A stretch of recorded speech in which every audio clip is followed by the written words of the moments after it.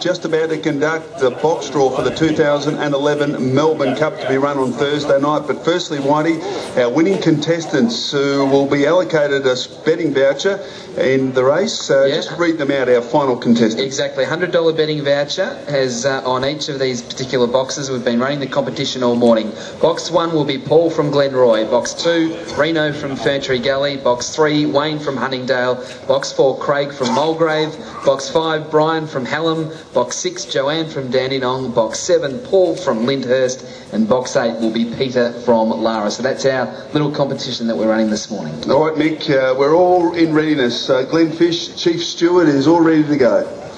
Yeah, where are we, Glenn? Get it underway, mate. Here as he gives it a little shake, rattle and roll. Here's the drawing of the Solo Melbourne Cup for 2011. Gee, that's pretty good, isn't it? They're all done at the one time. Box 2 goes to numero uno, Bale. Is that a good box draw for him? Yeah, very good for him. He wants the fence, so he'll be happy drawn in there. Bala Bale, box 5.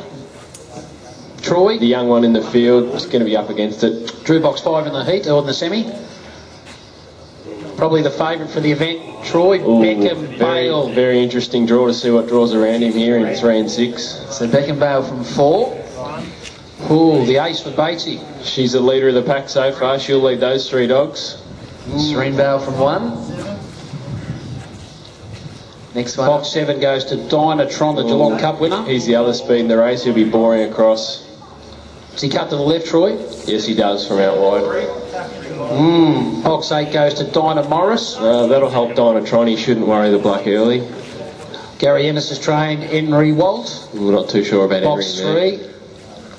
And the last dog is Alan Elroy, who won the first of the semi-finals last week in terrific time of 29.34. What do you think about it, Troy? Just before Troy gives us a comment, what we'll do is, Whitey, maybe just run down the board and we'll do the final box draw, and then we'll get some comments from Troy. Okay, so box 1 will be Serene Bale.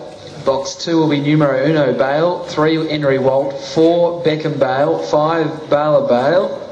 As the speaker's in the way for 6, 7 and 8, Christo, so you do those 3. But box 6, Alan Elroy. 7, Dynatron. And 8, Dinah Morris. So, well, what are your first impressions, Troy? First impressions of the box draw is it's going to be a touch tight for Beckham Bale in there. All the speed is drawn in 1, 6 and 7. So 6 and 7 are going to hold the key to the race here. If they come out like they usually do, they're going to bore across with a heap of pace, and these inside dogs are going to know they're in a Melbourne Cup final come the first corner. Well, let's talk to a man who's synonymous with this cup. He's won 3 previously, could make it a record 4, and his name is Graham Bate. How are you, Graham? I'm good, Mick. Great to see you, mate. Serene Bale drawn 1, numero uno Bale 2, and Alan Elroy box 6. Your 3 runners. Give us an insight.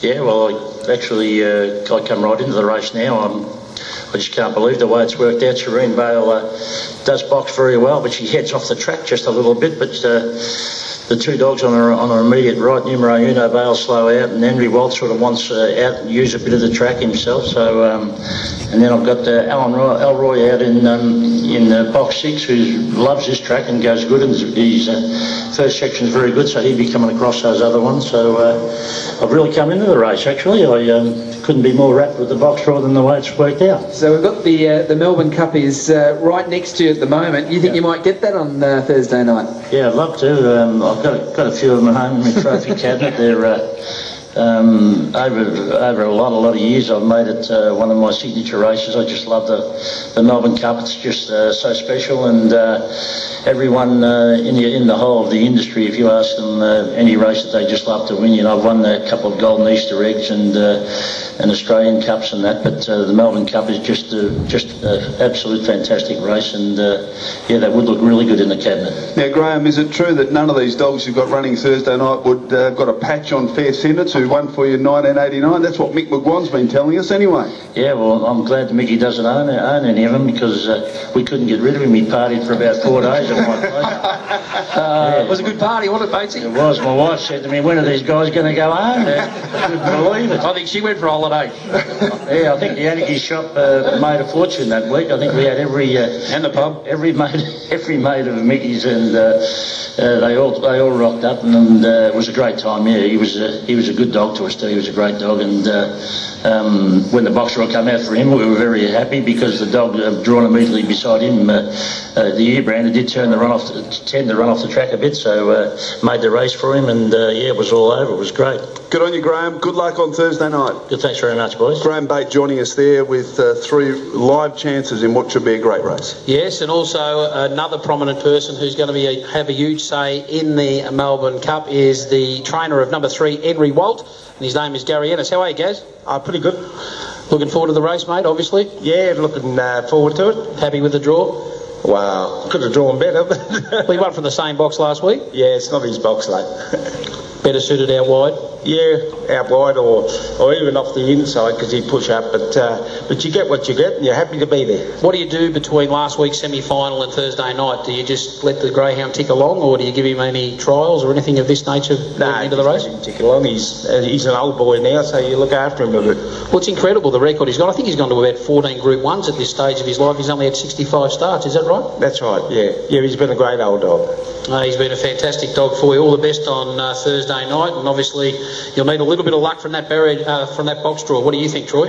Yeah, I think he's up against it from there. He's a grand old dog, Henry. He has got Beck and Bale using the track in 4, and Bale, she's hit and miss at the start. So you might get a little bit of room there, Gaz. So hopefully you can drive up and posse near Shireen Bale early, but you might be up against it this week.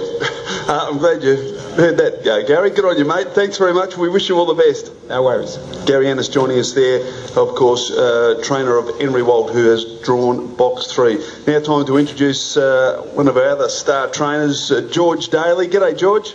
How are you, boys? Going extremely well. And George, 4 runners in the Melbourne Cup. Congratulations, firstly. Beck and Bale, it's the greyhound on everyone's lips at the moment. You happy with the box draw? He's not drawn perfectly, but we'll see how good he is on Thursday night, and he'll have to overcome a bit of trouble early and see what happens. What about all his cattle mates drawn directly on the outside of him in 5, 7 and 8? Can Dynatron be the one that poses the problem for Beck and Bale? Yeah, certainly. He won the Geelong Cup from the 7 the other night. He came out terrible. He probably shouldn't have won the race, but he's got a brilliant early toe, that dog, and he can ping the boxes. So if he does what he's supposed to do, he'll get out and give them a good run for their money.